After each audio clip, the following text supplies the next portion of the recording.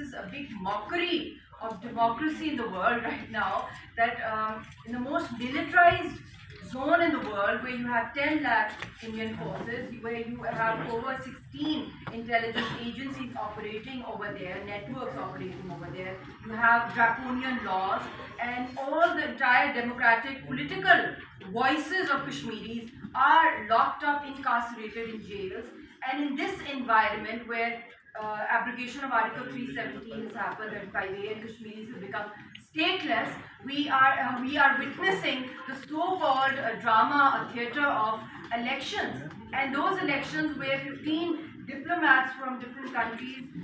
European countries, were over there, and India tried to project those poor diplomats as election observers. I mean, it is an insult to diplomacy, it's an insult to the portfolios of these diplomats, because it is not their